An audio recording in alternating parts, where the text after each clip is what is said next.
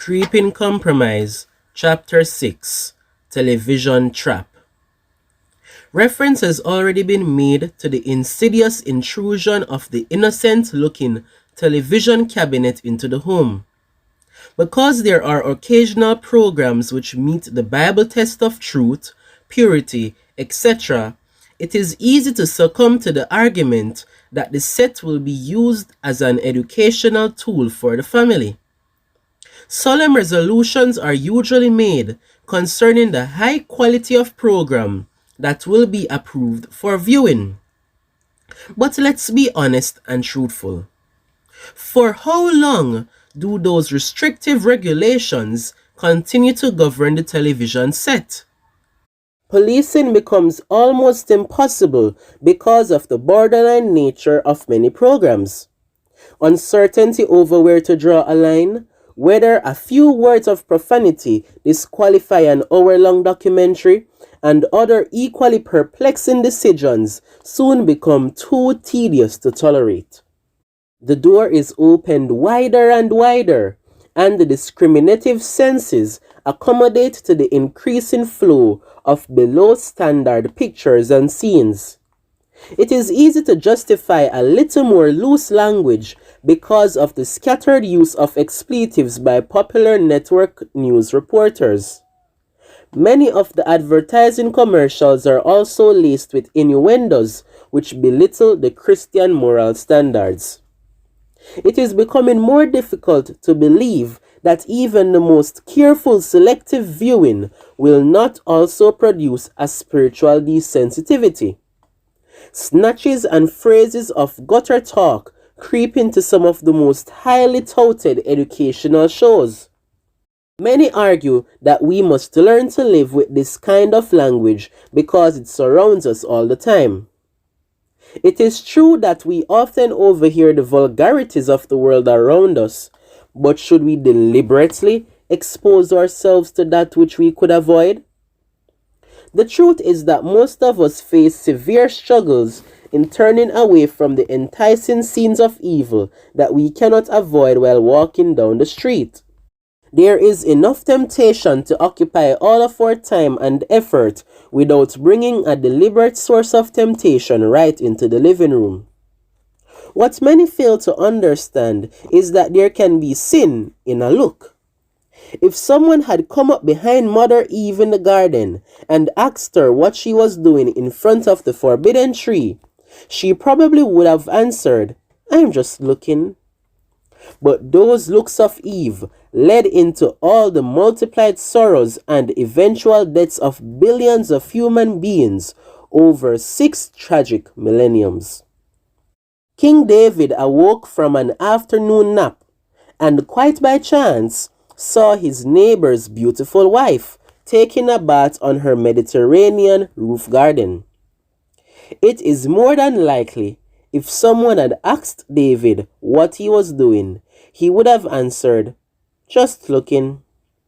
But those looks led to adultery and murder, sins which influenced a nation to forget God. The results of his immorality with Bathsheba so marked the family of David that 4 of his own children were taken from him by tragedy or apostasy. How bitterly he later lamented the scarring consequences of his innocent looking. The indelible influence of mental patterns cannot be overemphasized. By beholding, we become changed. Thoughts are produced by what a person sees. For as he thinketh in his heart, so is he. Proverbs 23, verse 7. This brings us one of the most awesome reasons that television can be detrimental to the Christian life. Ye have heard that it was said of them of old time, Thou shalt not commit adultery. But I say unto you, that whosoever looketh on a woman to lust after her, hath committed adultery with her already in his heart. Matthew 5, verses 27 and 28. Please take note that the mind is capable of creating such realistic mental pictures that people actually become involved in the imaginary scenes. The participation is so real that Jesus said we are held accountable for what we permit our minds to dwell upon, just as though we were going through the physical act itself. Since the brain is the decision center for the body, every act performed must first be conceived in the mind before it can be translated into action. The brain, through the vast nerve communication system, sends the message for hands, feet, or other physical organs to go into action. This, by the way, is the precise point of the strongest temptation. Harboring the mental picture until it transmits the order for the body to act is so presumptuous and so debilitating to the will that few people are able to move back from obeying the order. Christians' only sure protection from sin is to reject the thought or imagination of evil which Satan seeks to impose on the mind. Once the evil deed has been harbored and pondered, even though only as a thought, the incredible intimate relationship of mind and body begins to produce physical reactions. With the speed of electricity, the brain sends out the message alerting the entire body to the contemplated action. Now the mind and body unite in bringing pressure for the person to perform the act. But let us suppose that it is impossible for the person to carry out the physical indulgence prompted by the mind. Perhaps a lustful attitude has been produced in the thoughts, but there is no one with whom to participate in the act of sin. Or if the person is a Christian, he might have such strong inhibitions against the contemplated act that he will resist carrying out the impulses of the mind. In this case, the sin exists only in the imagination. But such is the power of thought that, in God's sight, the vicarious mental performance of the sin is serious as the physical indulgence itself. Now let us apply this principle to the watching of TV. Nowhere do we see a more vivid demonstration of vicarious participation. Even though the viewer may be mature enough to know that the scene is only a fabricated, pretend situation, yet he becomes as emotionally involved in the picture as if he were actually living out the experience. The heart pounds with fright, the eyes fill with tears, and the viewer is mentally projecting himself into the scene. Whether fighting and shooting his way out of a desperate situation, suffering the trauma of an incurable disease, or yielding to the excitement of a provocative bedroom scene, the viewer is caught up in the plot, taking part by proxy in the adventures of the hero or heroine. Jesus said that this kind of participation is just as wrong as the actual physical involvement. Try to imagine the fantastic strategy of Satan in his use of the television media. It staggers the mind even to think about it. Here is a situation in which the devil inspires one act of stimulated sin. For example, an artificial make-believe portrayal of adultery. Through his manipulation of the emotions, Satan can make that one acted out sin in a million real sins of adultery, because a million people will project themselves into the picture. And in their minds, it is not make-believe. It is so real that even their bodies react. The emotions of lust and fear so fully obsess the beholder that even though they can't take part physically in the sin, their minds and wills are affected in exactly the same way as if they were taking part. And more serious still, God holds them just as guilty as if they had done it personally. What a clever, diabolical way to turn people into thieves, murderers, and adulterers. Satan only has to work with the script writers and actors to produce the most appealing, realistic, and emotional plots. From that point, the natural laws of the mind take over, and the viewers become emotional captives of whatever they allow themselves to look at. One day they may be living out the experience of shoplifting, the next day of murder, and later of fornication or adultery. To the actors on the screen, it is preposterous pretense, but to the viewers it is, momentarily at least, an opportunity to do all the exciting things that God and society forbid, without having to face the consequences of doing them.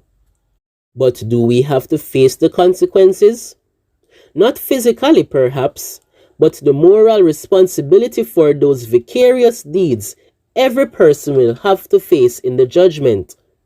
For those who have not confessed and forsaken those sins, what a terrible account must be rendered for the prostitution of the sacred powers of mind and will. Surely this principle of sin by substitution explains why the Bible speaks so strongly on the subject of the five senses. Jesus made it clear that no effort should be spared in safeguarding the avenues of the mind. Immediately after his comment about looking on a woman in lust, he said, "And if thy right eye offend thee, pluck it out, and cast it from thee. For it is profitable for thee that one of thy members should perish, and not that thy whole body should be cast into hell." Matthew 5, verse 29.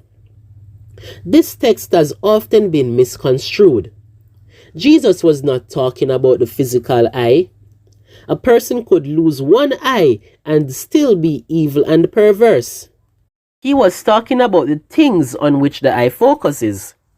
If the eye is looking at something which is liable to lead the mind to harbor sin, Jesus was saying that the most drastic action should be taken to put those sins out of view.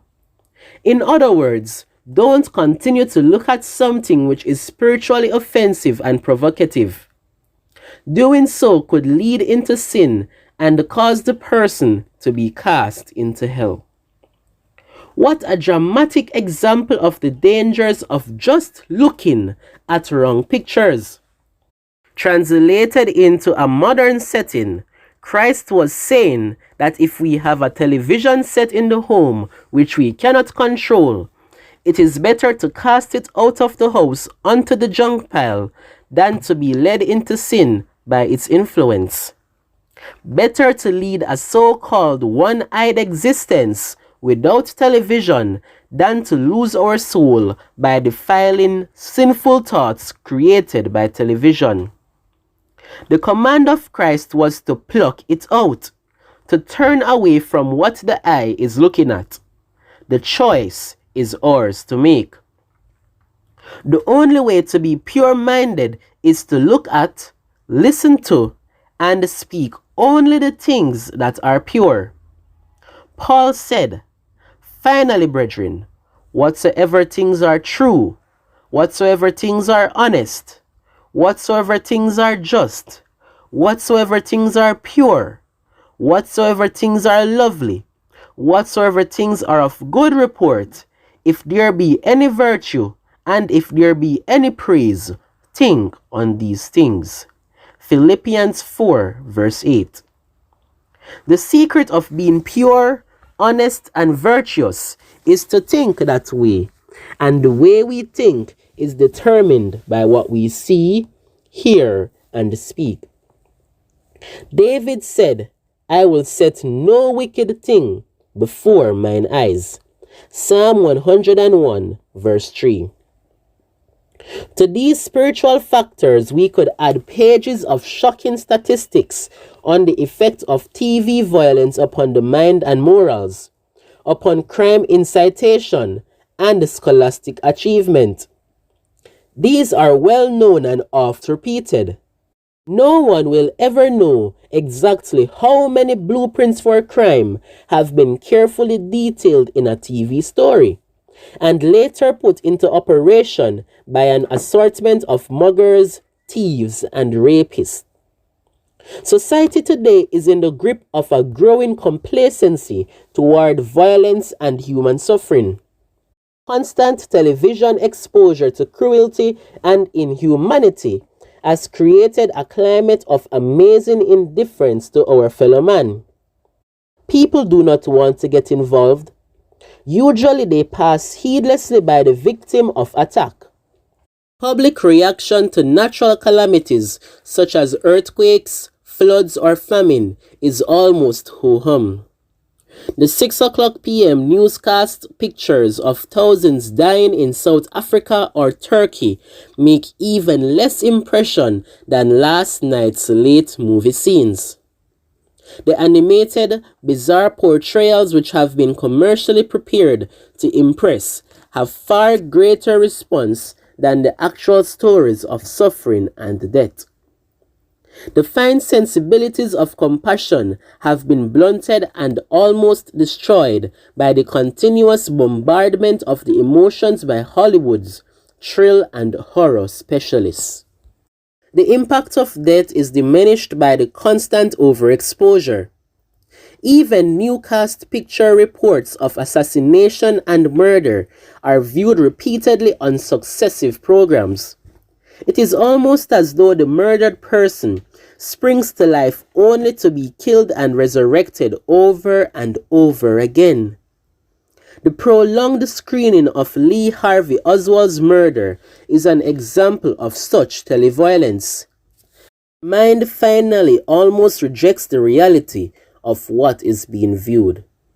What effect does it finally have upon human conscience and character? No doubt, there is an innate morbid desire to witness violence without guilt. As an innocent bystander, the TV watcher is neither the aggressor nor the victim. With nothing to do but watch, and being unable to intervene, he gradually adjusts to a mentality of fascinated inaction. But under constant bombardment, the mind actually blurs to what is fantasy and what is reality. This is why so many are able to stand by and watch brutality and violence in real life without lifting a finger. A bride recently said, "We are starting out with just the bare necessities of life: a bed, a stove, and a TV." With 98% of American homes owning a set, try your best to visualize the effect of its 6.5 hours of operation. Children spend 1/3 of their waking hours under the artificial hammering influence of ideas and philosophies which their parents do not originate and often do not even know about. It has been determined that 1/4 of the children between 5 and 20 watch over 5 hours of television every school day. This is even more time than they are under the direct instruction of school teachers, more time than they play each day or eat. Only sleeping time tops television as the greatest time consumer. What type of message is being literally driven into the open mind of these boys and girls? Of all TV programming, 83% contains violence, and 98% of cartoons depict violent action. In fact, when your children are watching cartoons, they are treated to an average 30 acts of violence every 2 minutes. Western and detective dramas are not much better, because 97% of them contain violence. But what about the children who are not old enough to be in school? There are nearly 12 million of them between 3 and 5 years of age. According to the Nielsen Television Index, these preschoolers sit in front of the tube an average of 54.1 hours each week. Think of the power exerted over the pliable minds and emotions of these near babies. For 64% of their waking hours, they absorb the tensions, violence, and the nerve-warping inanities of commercial television. Do we wonder why older generation of youths seem to be having difficulty adjusting to real life and people? Dr. Victor B. Klein of the University of Utah has estimated that between kindergarten and age 14, a child witnesses the violent death of over 13,000 human beings on the TV screen. Since the pre-kindergarteners are watching 64% of their days, try to imagine how many murders they witness beyond those 13,000. No hard-bitten veteran of daily combat ever came the near horrible mayhem and the slaughter of the daily TV fare. Perhaps the most conclusive study on the subject of TV aggression was documented by Alfred Bandura and Associates and was published in the Journal of Abnormal and Social Psychology. Their conclusions were drawn from actual observation of normal children measured by reactions of a control group when exposed to screen violence. Their empathetic conclusion was that filmed aggression heightened aggressive disposition in children. They definitely do imitate the violent behavior which they view on TV programs. In 1969, the National Commission on the Causes and Prevention of Violence gave a report on their exhaustive research. Here is the substance of their conclusion.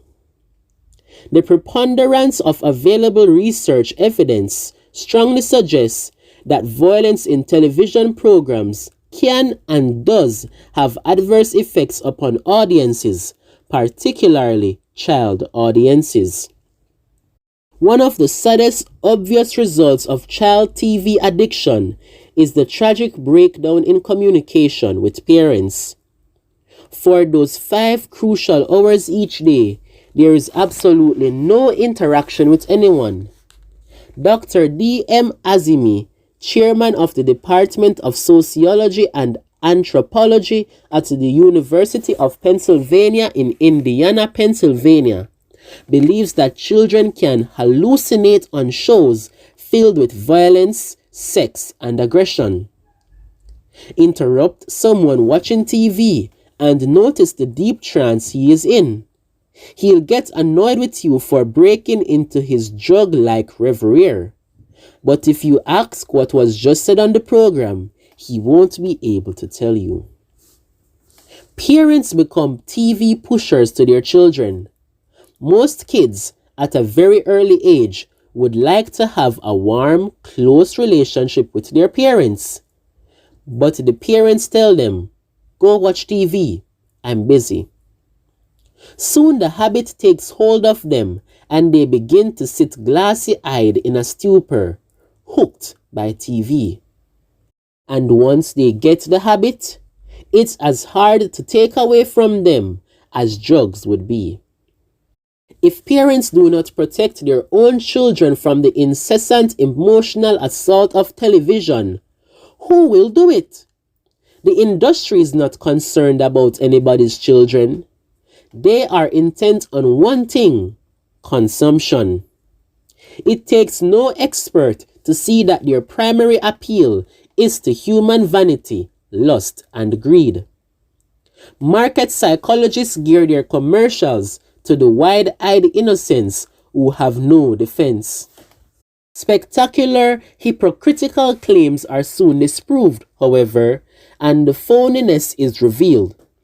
The unfortunate after effect is a corrosive attitude of cynicism and distrust on the part of the young. Have you noticed what stereotypes are portrayed on the average TV program? Teachers are generally portrayed as incompetent, vindictive misfits. Happiness comes through being young and sexy. Marriage is represented as a dull drag or something to be flaunted by exciting infidelity. Parents are often projected as bumbling, outdated squares with no authority or ability to make sound decisions. The very basics of home and society are subtly undermined by the great majority of TV shows, including some of the most popular ones. It should be no great wonder that our greatest social problem today is how to keep the family from disappearing as the basic unit of society.